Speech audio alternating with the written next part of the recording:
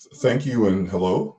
I see that there are many of you joining us from across the country. My name is Kevin Cummings and I'm the Executive Director, New York at IMP, and I'll be facilitating today's conversation.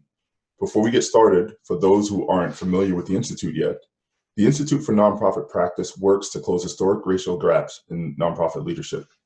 We accomplish this by equipping the nation's most promising social sector leaders, the majority of whom are Black, Indigenous people of color, and women, with the skills, confidence, networks, and resources they need to advance their careers and build an equitable future for all. Today's session is a part of a new series we have of free workshops IMP is offering to the community and the broader public called the Leadership Learning Series. We hope that these sessions serve as an ongoing source of support and ideas for you on your leadership journey.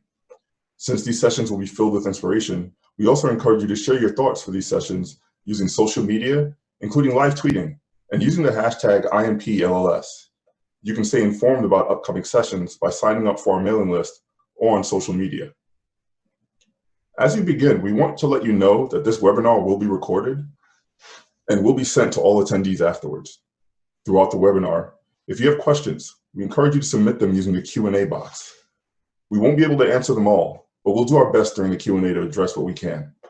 Finally, my colleague Megan will also be standing by and available in the chat should any technical questions or problems arise. And now, it's my pleasure to introduce our presenter, Angela Blanchard, President and CEO Emerita of Baker Ripley and Senior Fellow at the Watson Institute and Brown University. Angela is a globally recognized expert practitioner in community development, from long-term disaster recovery to effective integration of immigrants and refugees. Her breakthrough strategies have successfully revitalized neighborhoods while providing a powerful roadmap for cities across the globe. Angela works with business, civic, and nonprofit leaders, tackling complex challenges of community transformation, long-term recovery, and resettlement. Angela's received numerous awards and recognition for her work, including the Heinz Prize for improving the human condition. And at this moment in time, we're tremendously grateful to have her here with us today. Angela, we're now going to pass it to you so that you can share your screen directly for this portion. All right. Well, it's really wonderful to be with this team again. I'm very impressed with the work of the Institute, and of course, all of you on the webinar today are really my peeps. Those of us who really work hard to improve the way the world works for everyone. So I'd like to start we're going to just hope that all the technology is just on our side today and works perfectly. So I'm starting here with a group of people that I put a couple of questions to. I asked these individuals and a few dozen more 2 questions. One, what is the most important lesson you've learned since the start of the pandemic? It's the most important leadership lesson, one that is significant to you that you would want to pass on to others. The second question I asked them was, what's the most critical decision that you've had to make on behalf of your team, or on behalf of the people that you serve? And I captured their answers. Some of them wrote them in. Sometimes I interviewed and wrote them down. But their answers are in a document that the Institute is going to share with you when we're done today. And I strongly encourage you to read that document, scan through. I suspect you will find someone like you, someone who faced decisions similar to the ones you're facing, someone struggling with some of the issues that plague you on each day. So I want to make sure to plug that document because they took very seriously the job of passing on something that they had learned to all of you. So when I think of disasters, I do think someone is not allowing me to control the screen, so I believe you're going to have to turn up. There we go. Thanks. So when I think of disasters, I think of an event so significant First, it challenges us to examine what we believe about the world. Ordinary misfortune, we can call it ordinary misfortune now, those upheavals that are just a part of living, they don't strike us so deeply as a full-blown disaster. Those upheavals, those misfortunes really cause us to maybe appreciate what we have, or spend more time with family on things that we love. In some way, they may change our priorities and shift our focus a little, but they don't strike at the heart of how we see the world and what we believe about how it works. When we are faced with a situation, it's a full-blown catastrophe, like the one we've been navigating here for a few months, it really forces us to examine how we see the world, what we believe about it, and how it works. I liken definitions of disaster, a disaster and its illuminating properties to the experience, for example, if we were to see an earthquake shake all of the covering from a building, then suddenly we would be able to see the still undergirding of that building. We would have a greater understanding of how that building was constructed, but we'd also be able to see where it was flawed, and we'd be able to see its vulnerabilities and the mistakes that were made when we built it. So we're going through something right now that allows us to appreciate and understand the way our society is structured, the way our economy is structured, the way we've built institutions, the way we've built them to either be able to respond or not to be able to. So in this moment of revelation, as painful as it may be and as devastating as the cause, is still an opportunity. And when I share the wisdom from people who face down disaster today, one of the things that they share in common is they make use of upheaval. I've come on a personal note, or professional note, or passion note. My whole work now centers around working with the people who have faced the unthinkable. For me, I believe that few of us will get through life without at some point being challenged deeply by circumstances, a hurricane, a pandemic, or just a set of personal life circumstances, a wave upon wave that hits us, that causes loss and grief and so forth. So if we're one of the lucky people that go through life and never have our beliefs challenged, never feel that our way of life is threatened, then we can consider ourselves greatly blessed. However, many millions of people, this is not the case for them. And I've come to trust most deeply those ideas, those actions, those beliefs that emerge out of the arena of disaster, because we see clearly what we've built, but we also see clearly what we're like when our backs are against the wall and we're compelled to step forward and create a new life out of our imagination.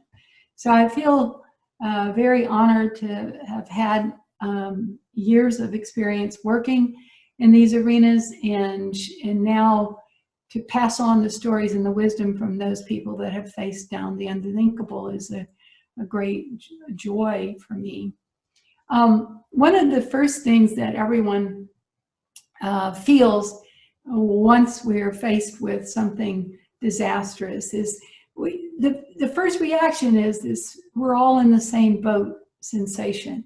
And everyone told me as I talked about the path that their organization has taken since the pandemic erupted, said, we began thinking we're all in the same boat. And that sensation and that experience of being in the same boat, not only within our organization, city, country, but in the same boat with people around the world who were navigating the same uncertainty in the same new world of responding to a pandemic. Leaders alive today in their lifetimes haven't done this work before. So there was a moment of togetherness and solidarity and exhilaration. And then gradually we came to understand that not everyone was in the boat. Not everyone had a chance to be. Some boats were more seaworthy than others. Some people were facing something far more unthinkable than our narrow reality at first revealed. So that sensation, though, of being all in the same boat, that reminder that we are all interdependent and that there are no solutions that we can craft that save one of us and ignore the rest. And we're struggling with that lesson. You see it everywhere. People fiercely determined, we have quite a few of them in Texas, to have their own way, to go their own way, to be in their own boat. And yet we know that that approach is not going to get us through this. So even as we measure and appreciate the extent of the differences in the way that this pandemic has impacted individuals, communities, populations, families, and so forth, we still remember that the solutions rise out of a sense of being interconnected. That's a fundamental truth. I want to acknowledge Sasha Lazar, who's one of the people that contributed to the document we'll be sharing with you, is also an artist. And this is her painting, and it's called The Hopefuls. And I like it very much because most of us at some point put ourselves in a boat on an ocean in an unfamiliar territory and set out with the best of hopes. So this looks like, I know, dismal. This is an empowering message. It's not a message of despair. The people that fare best in navigating the unthinkable and dealing with upheaval are those that know that it's up to them. They own it. This pandemic, this disaster, this hurricane, this catastrophic fire, for whatever reason, it's ours and we own it. We own this moment of response, and we have to push past all of our insecurities and all of our frustrations and all of our self-doubt, all of anything that's self-referential, because we need to accept that if we are here now in this place at this moment, then we uniquely are accountable and responsible to respond. So I found when I go into these very chaotic situations in these places of great upheaval, those that didn't wait, they worked. Not only do they fare better initially, but they fare better going forward as well. So no one's coming, no one's going to save us. There's nobody bigger, better, stronger, faster than knows more than you do about your organization or the people you serve that's got all the answers, and you just need to track them down. It's really you. Leaders who practice a profound transparency are able to move people along. Their organizations recover much better, much more quickly than those that hide or delay or dilute the information that they share. I used to practice, when I was a CEO, I believed when I knew it, you should know it. So if I had an advance warning that the contract that employed you was going away, I didn't hold on to that. I treated you like a grown-up. I let you know so that you could make your own decision about what would happen, what should happen for you and in your life. I really believe this kind of transparency removes this sort of patronizing, hierarchical notion that we know better than others how they can handle information. So the corollary to when I know it, you know it, is if I don't know it, I say so. I'm struck, for example, by Jennifer Lyle's story that is in the document we'll be sharing. And she said, you know, I knew what I knew, I did what I did, and then I made some mistakes and I corrected them. So this is the way leaders, effective leaders, and effective organizations move through upheaval, move through the unprecedented, is with sharing what's known, the incidents known, and allowing people to make their own minds up about how they're going to incorporate that and react to it. There's a great need to have a unifying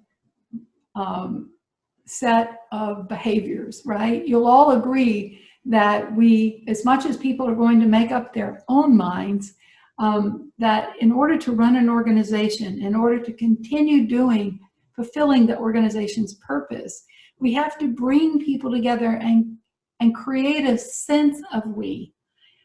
Even if people are being affected in various ways, coming back together with some joint purpose not only helps people in their own struggle, but it's essential for an organization.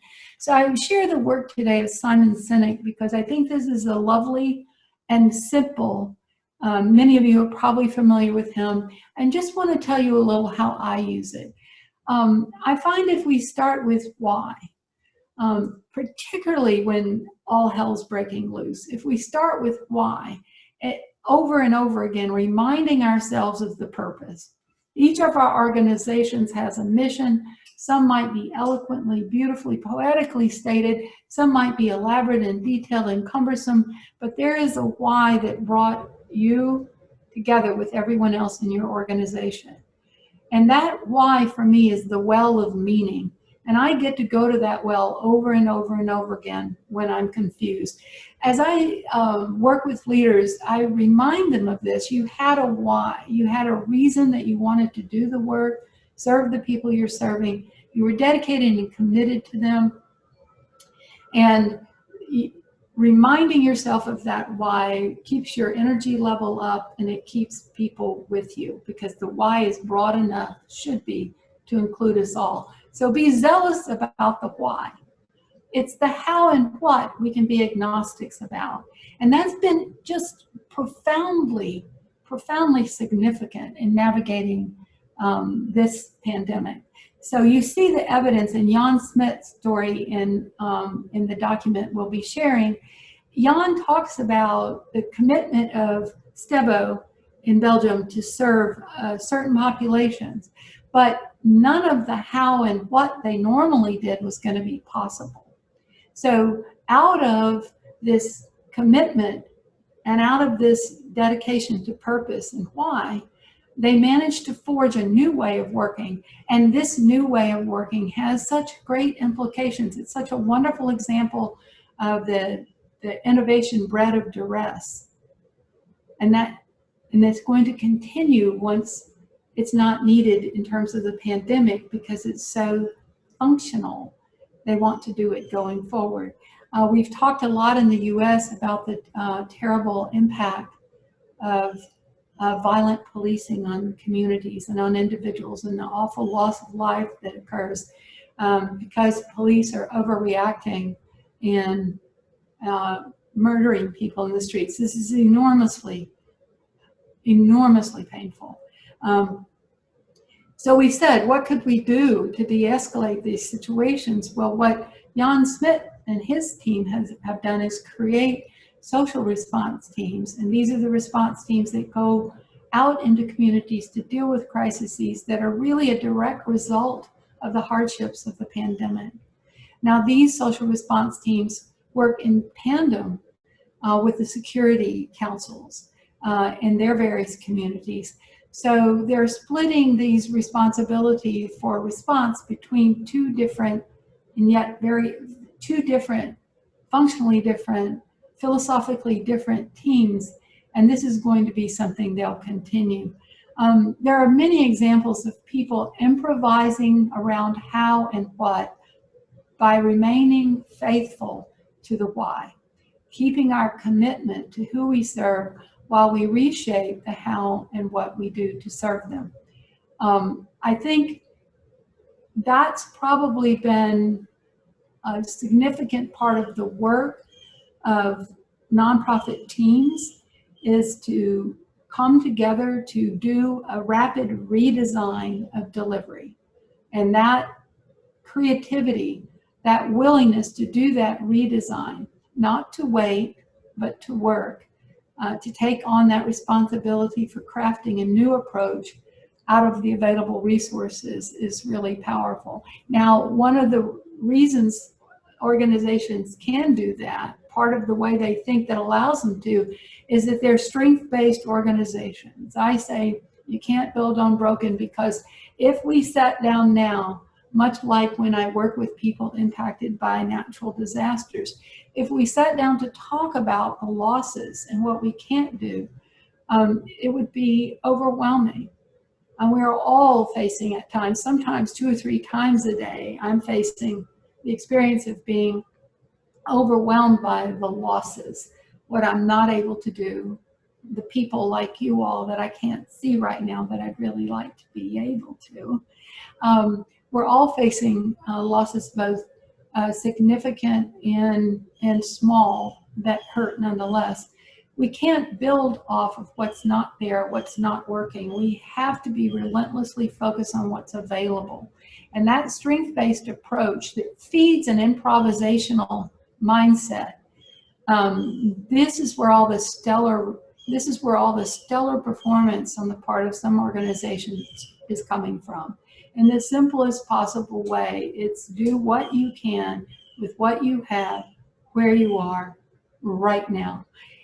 And it's not, I want to say, this isn't some, oh, I'm resigned to this is all I can do, I've just got to craft this sort of makeshift answer. Is to understand that out of the makeshift answers, again and again and again, we see the promise, we see emerging practice and programs that have legs for the long haul. We can trust what gets created in a cauldron. We don't have to think of response to disaster as simply that thing we did only because we had to.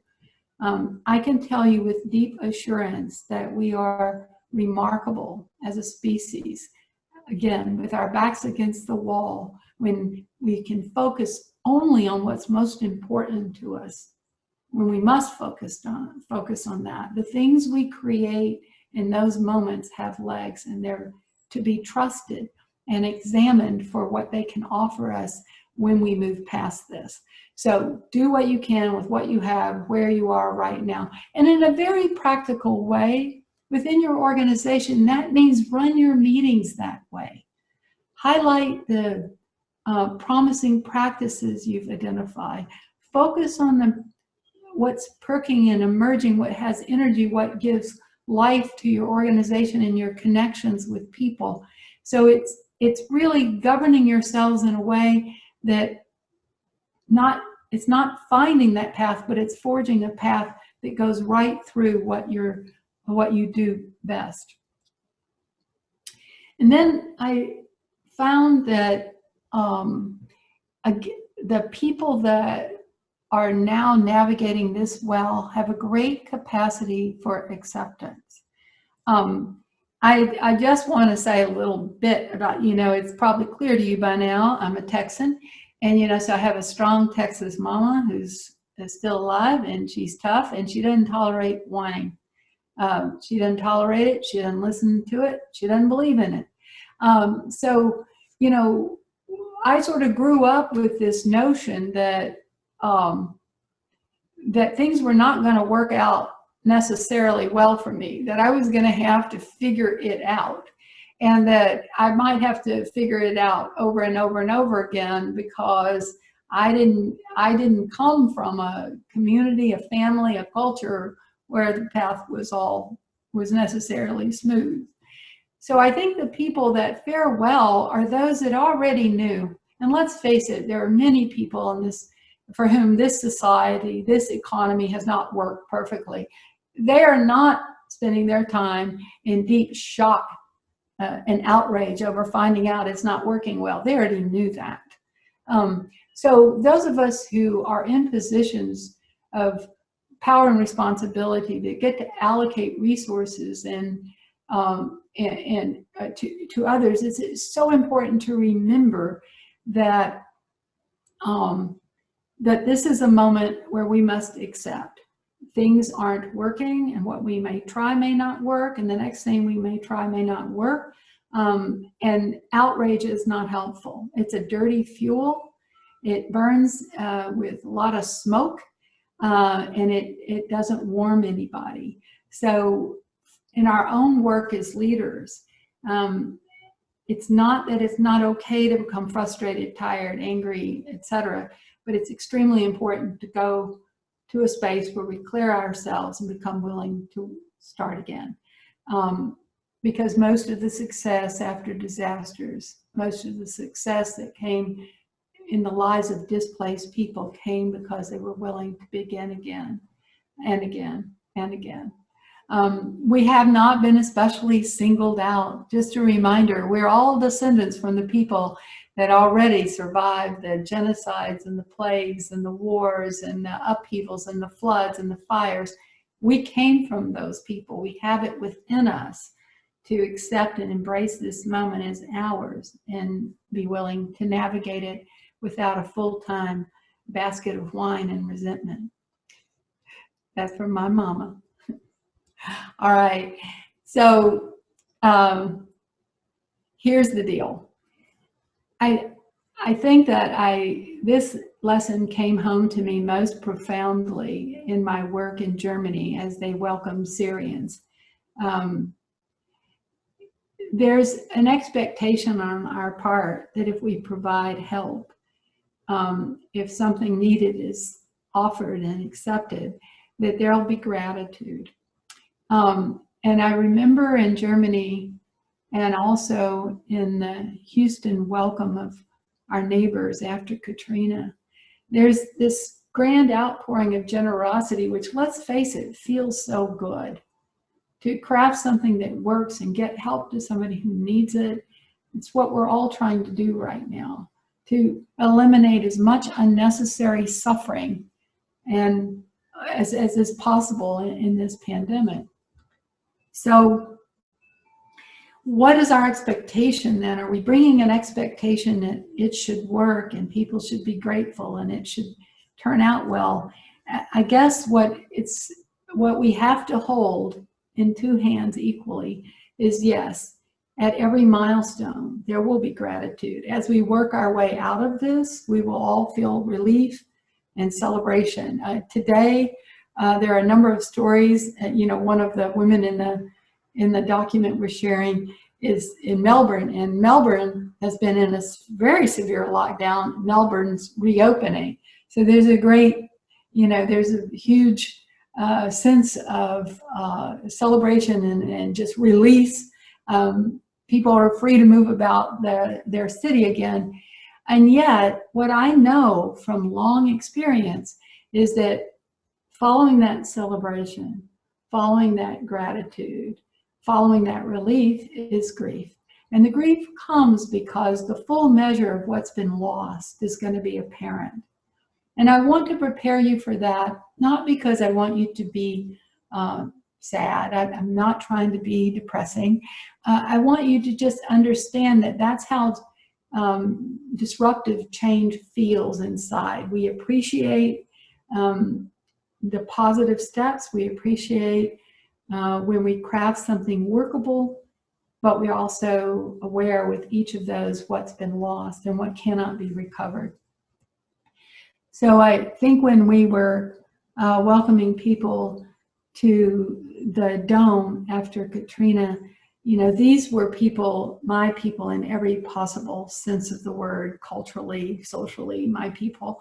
And I celebrated the power and capacity of Houston to orchestrate that kind of generous welcome. And it was an enviable situation we had in that we weren't affected. So we had this opportunity to offer something and to do it in a way we'd never done it before, but was clearly needed. So on our side, it felt great. And it's really okay to feel great about crafting something that really works. On the other side was this enormous loss, this terrible grief of the people who came. And I think about that exchange so much, because what was powerful about it is we saw the world really through the eyes of people who had wondered, had spent time on roofs wondering if anyone cared about them. And, you know, we saw what it felt like to feel betrayed, to feel abandoned. And I think right now there are so many people feeling abandoned and feeling betrayed. And that's really a deeply troubling phenomenon, to the extent that we can say to anyone, I'm here for you, in any small or large way. To be connected is the most powerful thing still. And despite all technology differences, difficulties and challenges, that being connected is something we have to work toward relentlessly. And you'll see in the stories that I've shared, each of these people like you talking about how they push past the barriers of technology to create that sense of being all in this together. When, you know, as Houston was responding to the pandemic, sometimes well, sometimes poorly, sometimes in concert with state officials, and sometimes in opposition to or in conflict, sometimes with a sense of we're all in this together, and sometimes with a sense of I don't want you in my boat and I'd like to throw you over today. As we were going through all of this, we also,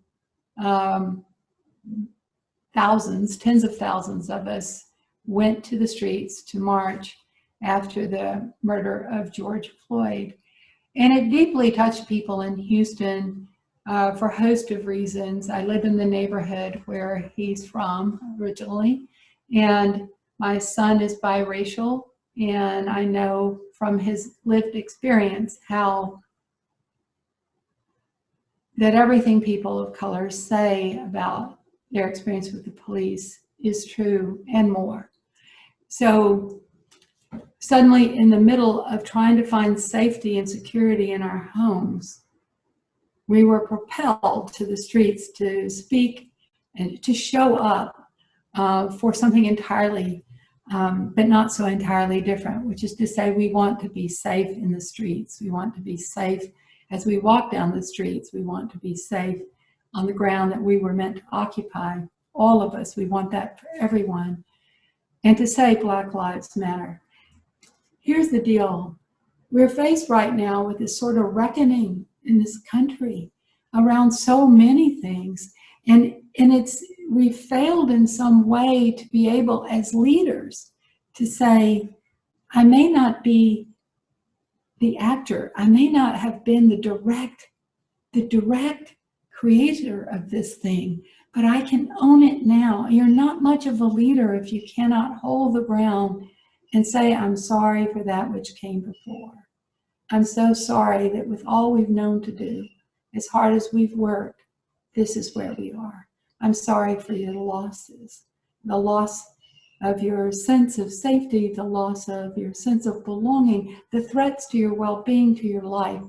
We have to be able to say that, and especially now, leaders aren't effective if they're not willing to own what came before them. And in a future-focused society, you see people constantly wanting to talk about the future. They want badly to focus on where we're all going because they believe that, you know, they're going to be part of that success. So talking about what's past and painful, as a leader, you owe it to the people that follow you to own that as well. And we're saying a lot of I'm sorry's to people because we see the way the institutions we built failed them, or worse, punished them, or worse, threatened them and their well-being. I work with this dear woman, and I find her to be a real treasure. Her family flooded in. They flooded in Rita. They flooded in Ike. They flooded in Harvey. They flooded in Imelda. Then the day before Thanksgiving last year, they were evacuated from their home because of a plant explosion in Port Arthur. Now, One of the grandsons plays football, and football's up again in Texas, and he brought COVID home. They all have COVID. The grandparents are in the hospital, separate hospitals. So these are the people that I'm fascinated by because they have such courage, and their love for one another is what keeps them going. But I also feel that we must say to them, we're sorry. We're so sorry that everything that you've already navigated isn't enough for us to guarantee you some quieter, softer, more secure place to land. But this also is indicative of the world we've moved into now, where we don't have one separate event after another. We have a succession, waves of events that cause us to feel threatened and to be displaced. So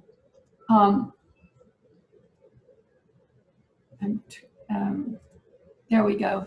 So again, this is not a sad story here, as much as it is a story. If those of you who know something of New Orleans, you know the way New Orleans funerals are held. So there's a very sad march to the cemetery because we're honoring and grieving the losses. And then there's a jubilant march out of the cemetery because we're alive and we celebrate that life goes on. I found that those leaders that have the capacity to let go of the shore, those leaders insisting on holding on to everything, determined to get back to where they were instead of letting go and going forward, those leaders suffer and those who follow them suffer. Because there are some things so significant and profound, there isn't a going back. We are not, by the time this pandemic is over, we will not be able to rewind to the point where it started and do what we did the way we did it at that time.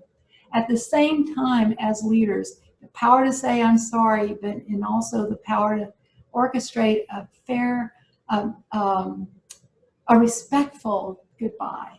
If we have to end something, if we have to let people go, even in these circumstances, we must hold that funeral to say, we can't do this anymore, but it was wonderful and profound when we could.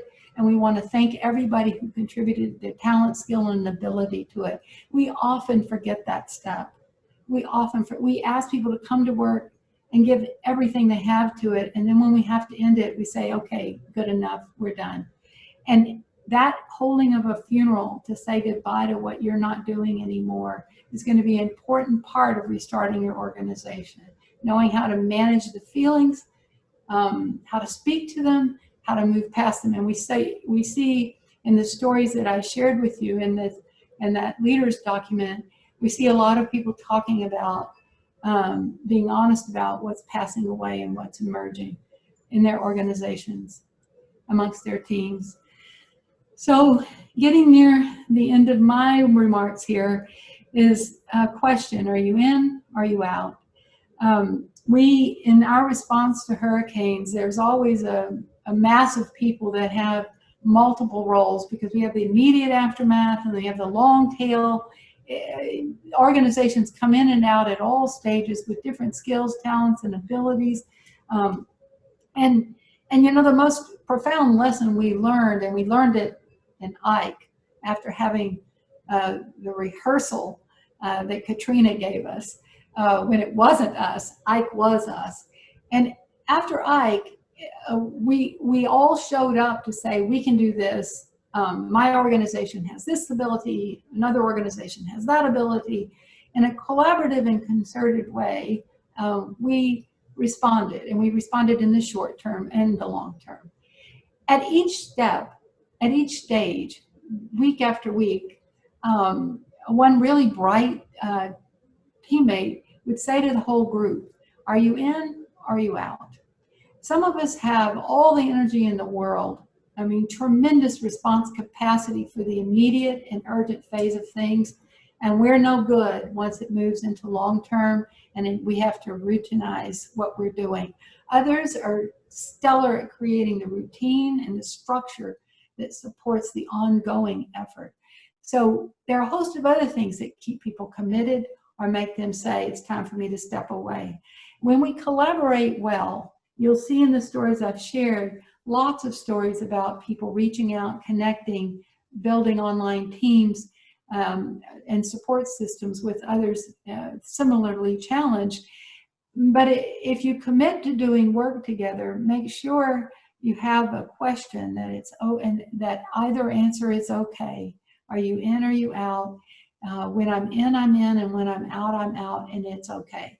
So that's I do think that at times we will, in my case, I know I've pretended an ongoing commitment when I knew I was really done because it was too hard to say, I can't go on past this point.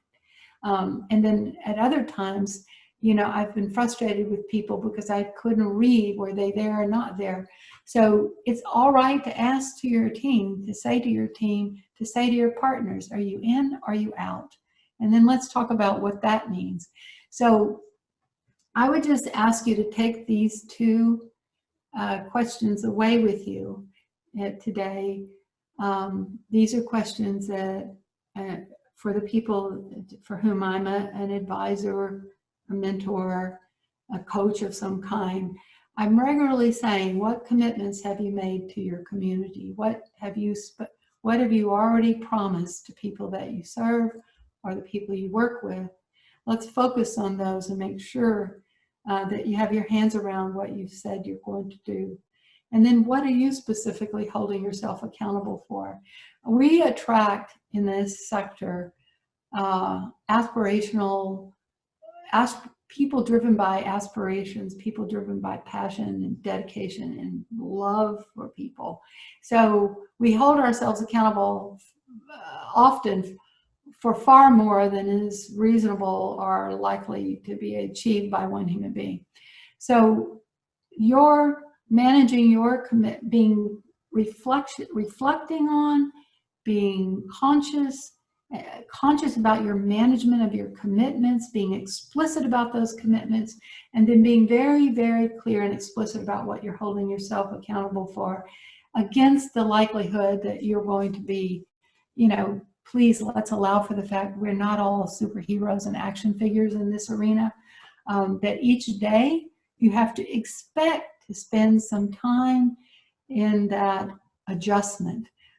It's like my friend Francisco Sanchez says, you know, some days I wake up and I say to myself, I'm living through a global pandemic. And I think the recognition that each day there's going to be work, but a substantial part of the work is going to be coming to terms with the new world in which we find ourselves. And then being clear again about what it is reasonable to hold yourself accountable for and managing yourself well as a leader. All right, so this is this wonderful group of people that fought one of the hottest fires that's ever burned on earth in King Lake. There's a story about this, and it's really a deeply profound story in a book. It's a story about Black Saturday. And I got a chance to know some of the members of this team pretty well.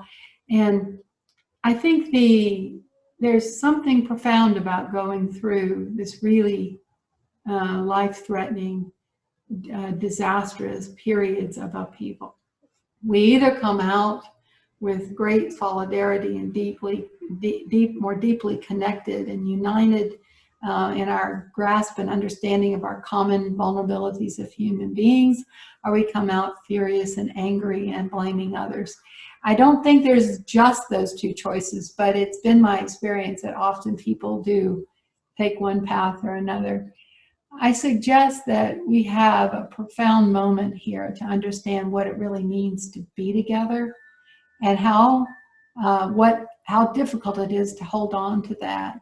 So in the true nature of a disaster is our opportunity to see in ourselves, have illuminated in ourselves, what is our commitment to one another? What will I commit to as a person on behalf of other people? What am I willing, what lengths am I willing to go to ensure the well-being of all? So these are the questions we're being asked now. The quote, "We were together, I forget the rest," came from some women in Rhodesia, and they spoke to this horrible, gruesome experience they went through, and they were asked, how is it you're so filled with joy, and how is it with such trauma and such a terrible, violent experience in your past? And they said, well, we are together, we forget the rest. And I think that togetherness is such a powerful, work toward it, be relentless about it, do what you have to do, find a way to be together with others who care about what you care about, are willing to work for it.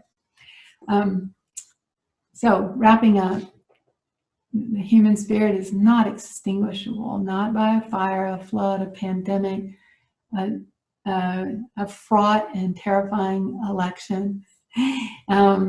We're as a species, we've been through it all before, and we have the capacity to craft a way forward from this as well. So thank you so much for letting me be with you all today. And now I'm going to, Kevin and I are going to have a conversation based on some of the questions I think that you might have been asking. Thank you so much, Angela, for sharing your wisdom and experience with us. And I'm now going to move us into the Q&A, just as she said. Thank you to those of you who submitted questions already. We'll be opening up the conversation in a few more minutes here to address your questions, so we encourage you to submit them through the Q&A box. To kick us off, I actually have one question for you, Angela. I actually appreciated your boat metaphor and your mention of seaworthiness. And for many people, that's somewhere between preparedness and resilience. It probably incorporates both. The question I had was, how do you think organizations should prioritize both communities, their clients, and staff during crises? So I'll say with that, my friend Marlon Smith is the one that really reminded me regularly through this that, the boats are different, and these fragile boats that we knew about before the pandemic have become even less seaworthy. I think we had a practice in the organization I used to work for, that when a hurricane struck, the first step was to call every staff person, every single one. And at the time we had over 1,500. So we had a team whose job was to find out the people who worked there, what were their circumstances. So this was not so much prioritizing staff over the people we serve. This was assessing what we had available in the way of staff, who was actually available and had the capacity to show up to serve the people that were our mission to serve.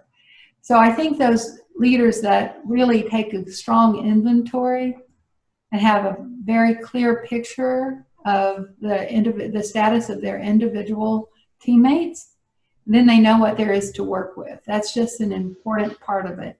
And then of course, you have no other priority but to serve. I mean, the point of the organization is that you have an express purpose to serve people. So I think that where we get into priority discussions is really more about how and what we do. And I think those are things that have to be decided on an almost daily basis now. Again, I spoke about the well of meaning. You go back to what are we here for? And that also helped, I spoke to a lot of leaders that were getting pushed in one direction by a board, another direction by funders, a whole other direction by staff. And, that every single time the response that worked best is a reminder of why the organization exists. And, I always say if you're trying to figure that out, when you can finish this sentence, we exist to, then you're in the land of purpose. And returning to that again and again. We can disagree about how best to fulfill it, but we've agreed that the why we're here is the same. And now we work through the how and the what. I hope that was somewhat useful.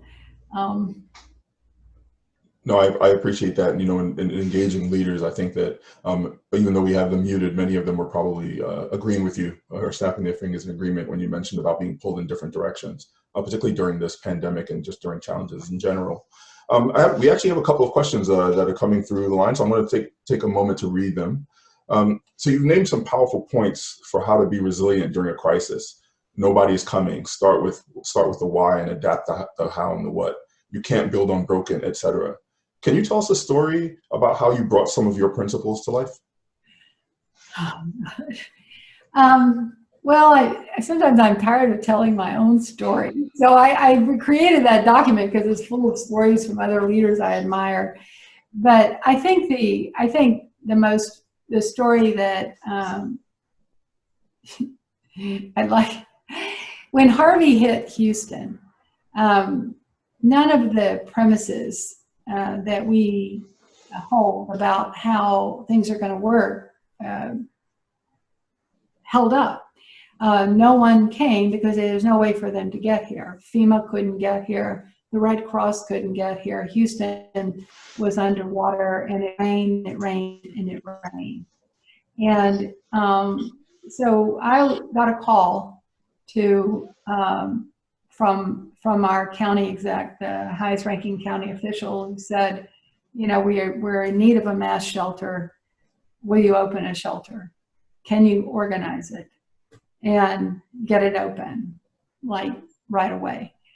So generally, our organization had been involved in a more long-term. We usually got the handoff after the emergency phase. We did long-term disaster recovery, working with individuals, families, and communities. And actually, that's what I had done around the world. But I'd also just returned from the Middle East and visiting refugee camps, and from Germany to see the shelters created there.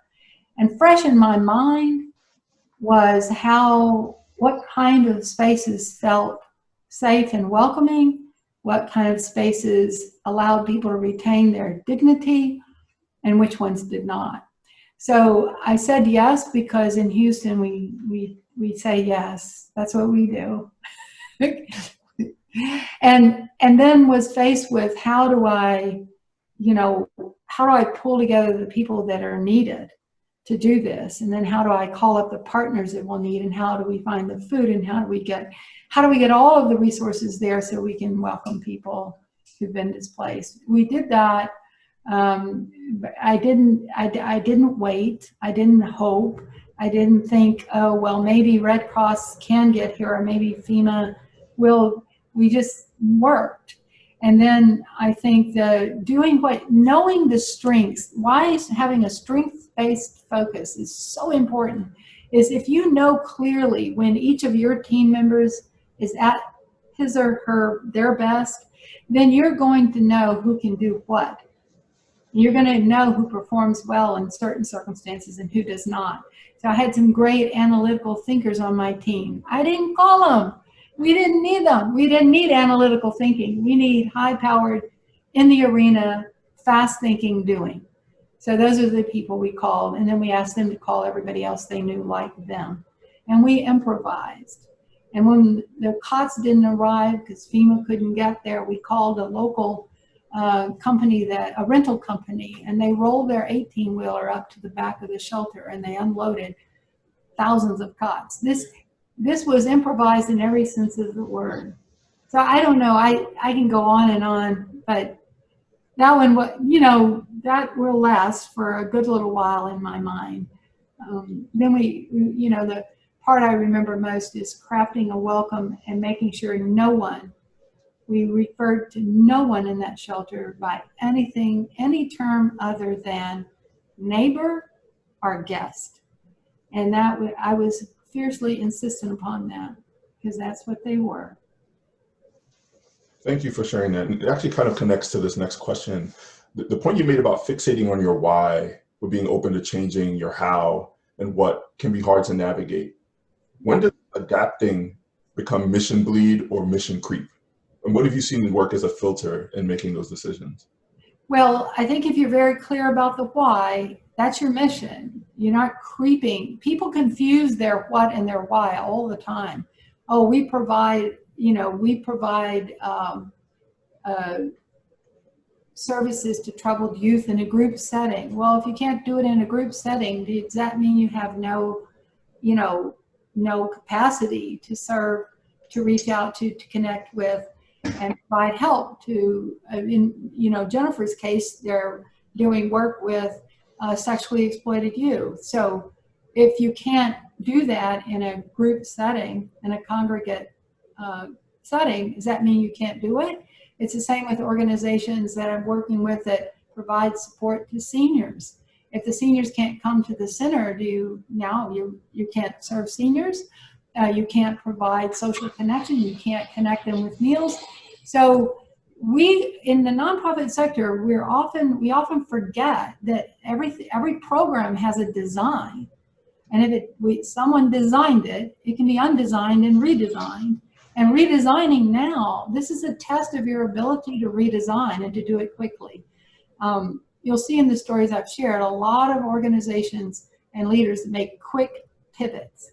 And those were people that didn't have their ego and their sense of security and tied up in doing it the way they knew how to do it. They were open to a different way. So redesigning on the fly, it may not have been something you wanted to do in 2020, but it's your job now. And as you share those points, I guess I'm curious, what's the best example of a recovery effort that you remember being a part of? And what were sort of like the main points that made it successful? So I'll share a story about someone else because that's where I am at this point. So, and also during Harvey, we did not have the capacity to perform all the water rescues using formal first responders. It was not possible. The water kept rising and kept rising, and we needed thousands of people to be rescued. And now what was happening is people were posting those on Facebook, and they were tweeting out the need for help, reaching out, but we had no way. Look, everybody here, let's just put it this way, a lot of folks in this part of the country have boats, and they were willing to go and help, but we didn't have a system for knowing whether we had sent 10 boats or one to pick up someone, and we had no way of knowing if they ever got rescued or not.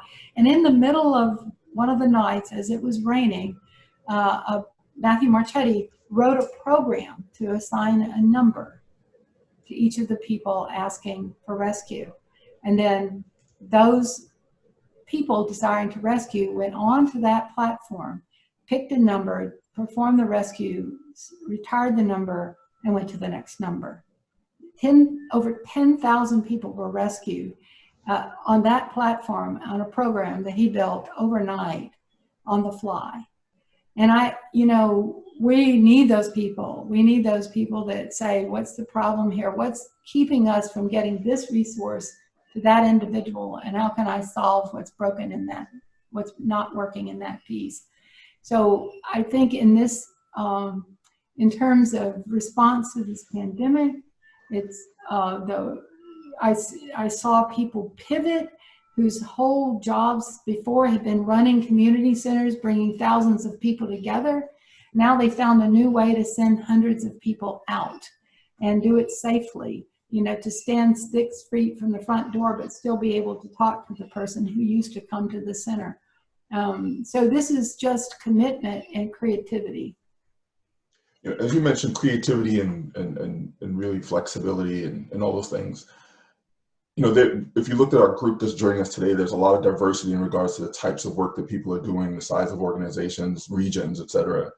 As we think about that diversity, do you have any good ideas for how to organize people who may not be online or don't have a facility with computers or can't code? As you mentioned, this gentleman did, where writing and texting and emailing might not be prudent. Yeah, well, these are not my ideas, mind you. These are the things that have come from other people. Door knocking. I mean, we knock doors, and my experience in community development is we ultimately knock doors no matter what else we had at our disposal, because it's about connection. And so we knocked doors for participation in the census, and we knocked doors to encourage people to register to vote. So knocking doors is essential. And it should, you know, there are people that just immediately understood that that was necessary and did it because we weren't going to find out any other way. I saw teachers in HISD embrace that as a part of their job, that they had to go actually see to the doors for certain students to connect with them. I saw a commitment on the part of educators to say, I'm not going to settle for this child's just not showing up. I'm going to find out why.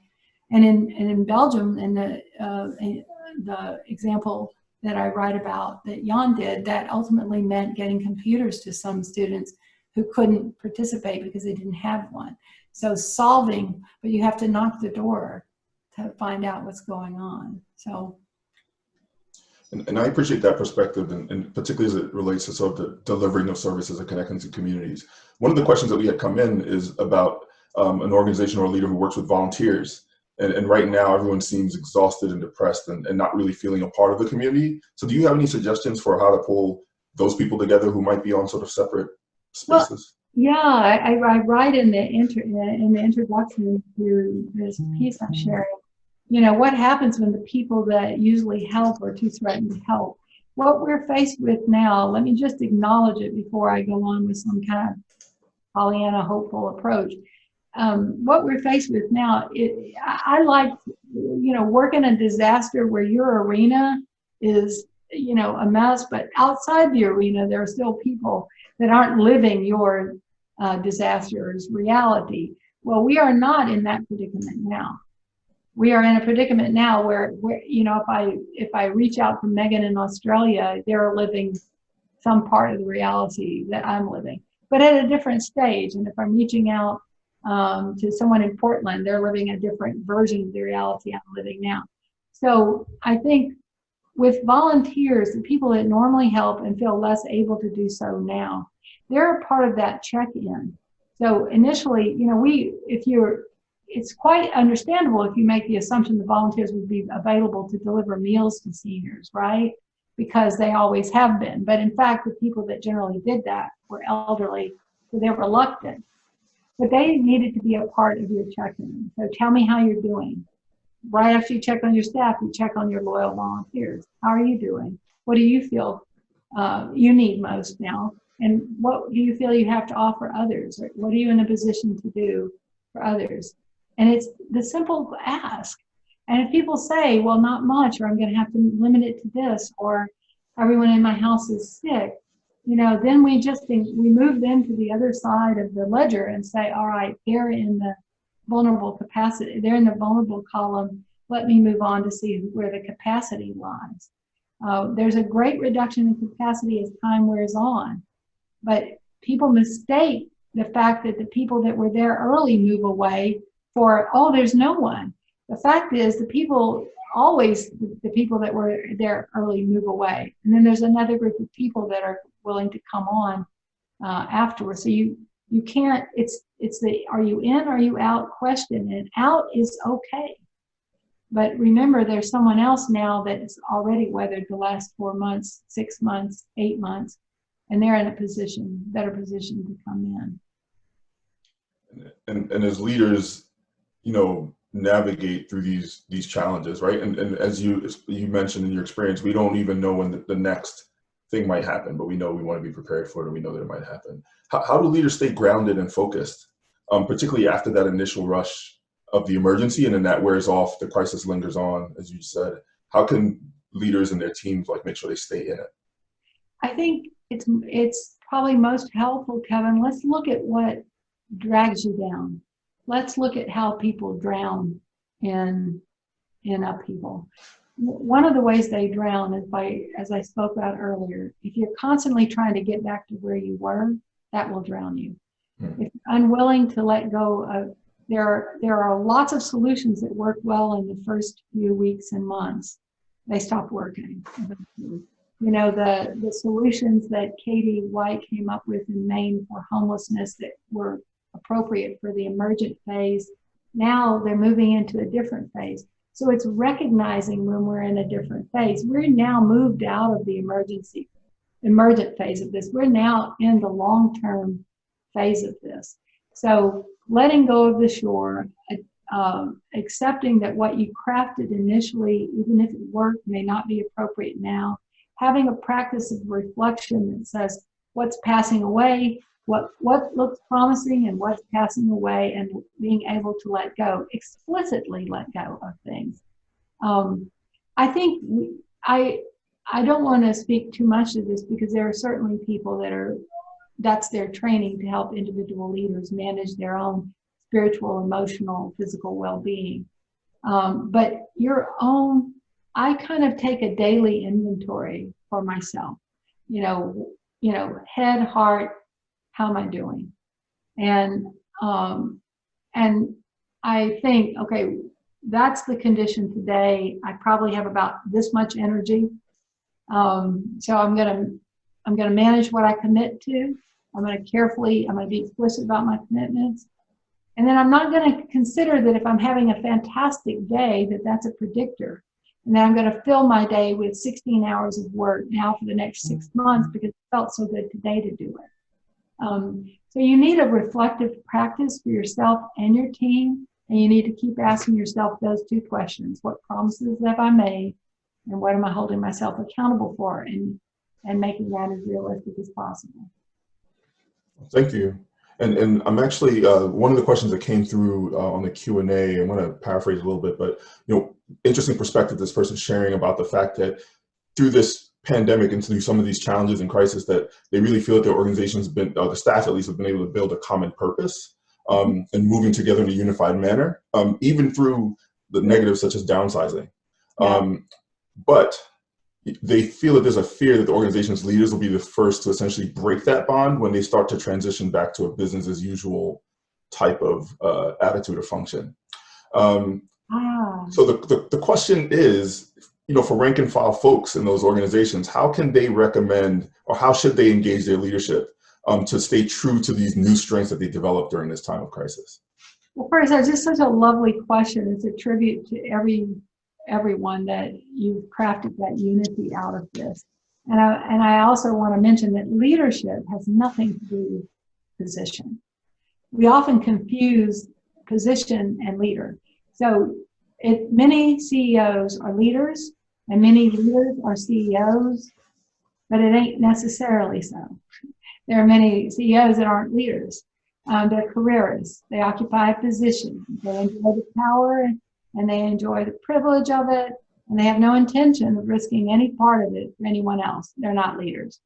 So if you're in an organization and you can see that at the top, there is no sense of the whole and no sense of the common good, and there's not an aptitude for preserving that, it's going to be very difficult. But if you see instead people that would, but may not really understand, one of the ways to share is to say, here's what's worked well for us during this pandemic.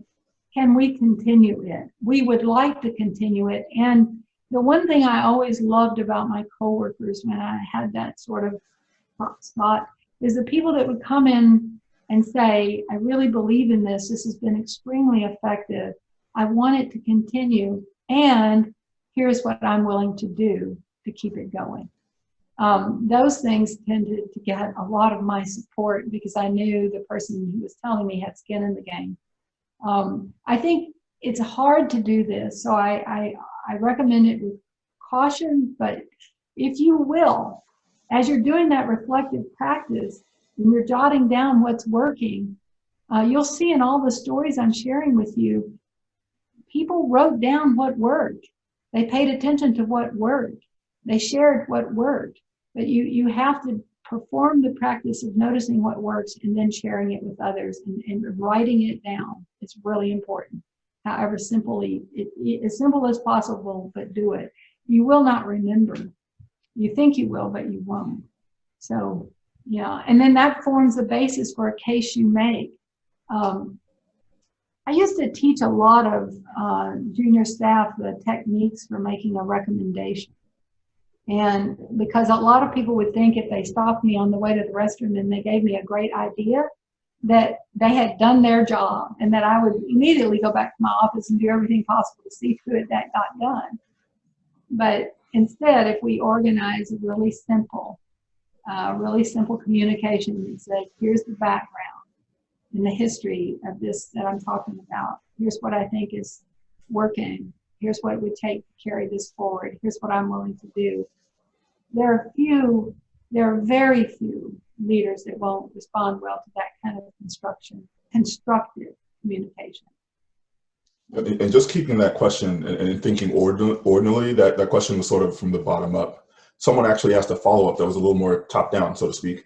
If there's any thoughts or strategies for helping nonprofit leaders understand about those types of opportunities and how they should extend beyond the pandemic. So I guess inquiring from their staff about what are some of the strengths that they're developing. And then do you think there is, in a weird way, an opportunity in all this challenge? Have you seen orgs continue these new practices after the crisis? Yeah. So I'm not sure I understood the first question well, Kevin. How do we help nonprofit leaders? So instead of the last question where staff feels that they know what the strengths are and they want to figure out how to communicate it to leaders, is there a way that leaders can do some inquiry? How should they do inquiry to kind of learn if there are any new practices that have been developed during the crisis so that they can continue on after? So Kevin, what you and the Institute are doing, and the effort today and all the other effort you make is really the answer to that. Nonprofit leaders, civic leaders need to be in community with one another. We need to learn from the people we like and the ones we don't. We need to pay attention to the people that are in our arena. In the nonprofit sector, you'll see a lot of people connected. Like if I serve homeless, if I'm active in the area of people without homes, and I'm going to reach out to people who do that same thing, and that keeps our options and our awareness narrow. So we need to broaden the lens and the aperture of who we look to for ideas and learn outside of our lane. And that's going to help us see our strengths in a new relief. That's part of what I love about working globally, is because we can, especially in the US, we can tend to think that how we do it here is some epitome, or if we're failing, maybe everybody is because it's too hard, when in fact people are succeeding in ways we haven't thought of, and know things that we don't know yet. The second question was, I think the strength question is really important. If you have not yet shifted to a strength focus, to an asset-based focus, you're doomed. So I'm just telling you, the world we're in right now cannot be navigated with deficit thinking, with deficit models. You may have to contend with those because you're going to still have funders that haven't made that shift. You're still going to have communities and civic leaders and elected officials that haven't made that shift. It's out there. You're not going to be swimming with the current if you're asset-based and appreciative in your approaches. But those strength-based approaches are the really fundamental to navigating upheaval. So make that shift as quickly as possible and get someone to show you how if you don't know where to begin.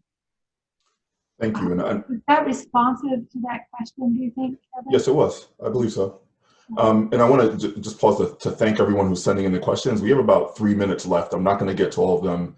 I will try to have my R's dart around to combine as many as I can. But one of the ones that came... I would really like to have the questions when this is over, because Sure. it helps me understand what's on people's minds, and that means the world to me. So yeah. Absolutely, and we could probably share some of these that we've asked. So someone mentioned before this pandemic hit, they casually said to themselves they were interested in joining a purpose-driven company. So the question was, how do you identify those, and do you believe that they're more effective, particularly in times of crisis?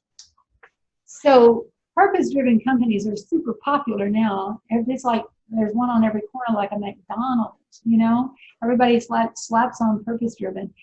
If I want to know if a company's purpose-driven, I want to look at how they're using their resources, because this is also a nonprofit sector focused on aspiration and human potential and social justice and all, you know, we forget to look at the income statement and the balance sheet. I like to look at what people do with their money. You know, so if you find an organization that says, you know, we're going to be purpose driven and we're going to place our purpose at the pinnacle of our decision making, we're going to adhere to it, we're going to align with it, then look at the way they're using their resources. Do the resources reflect the purpose, or do they reflect the achievements in a particular project or outcome? It doesn't mean those are bad. I mean, every organization can't be about a grand purpose. Some are organizations are just there to deliver a product or a project on time, under budget. Well done, I think. But the ultimate test of adherence to purpose is whether or not you use your resources and measure the use of resources against that purpose. Thank you. And this is going to be our last question. So we have a very big election next week that will impact the direction of how we respond locally. Without getting into the politics of next week, though, I do want to pan out big picture. Can you give us some hope that no matter what happens, we're going to be all right? And have you seen evidence that we're getting smarter and better at addressing crises at the community level, at least? And what gives you that hope? My mama made this for me. I just want to tell you all that. So I'm going to say something a little surprising, perhaps. And possibly because I'm old, which I thoroughly embrace, love being old. This is an election. Now, it may seem to you like there has never been another and never will be again of greater importance. And you are in some sense right, I believe.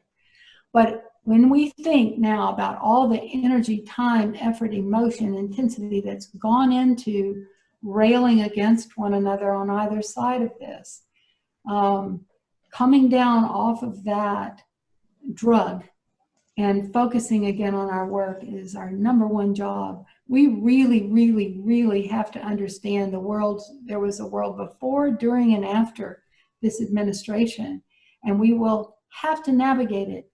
And this is what I tell myself every day. This is not the first country ever to struggle with a leader that didn't perform well when they were most needed. This is not the first country ever to be profoundly divided. It's not the first country ever to be split along just lines that every day you can't even imagine how we could have become so insane, screaming at each other. So the question is, who are you going to be in all of this? And what are you going to do with the resources under your control? And that you're going to be left with that question no matter how the election turns out. So yes, I don't sleep well. I feel as if I'm always waiting for the next hurricane and the other shoe to drop. We're all a little in that predicament. But when I find myself spinning way out there, I bring myself back to what can I do with what I have, where I am right now? Because that's your role as a warrior for the human spirit. You're here to make a difference and using what you have where you are right now. I want to thank all of our attendees for their questions, and on behalf of IMP, I want to offer our sincerest gratitude to our presenter today, to you, Angela, for your presentation and for your participation. You can stay connected to Angela by following her in these ways. You should see the social media listed on the side there. Also, we invite you to sign up for the next webinar event in our Leadership Learning Series, which takes place on November 10th and is called The Art of Leading for Good, featuring Harvard philosophy professor and New York Times bestselling author, Michael Sandel. Thank you all for coming, and have a great rest of your day. Thank you again, Angela. Thank you. It was a pleasure. I appreciate you guys.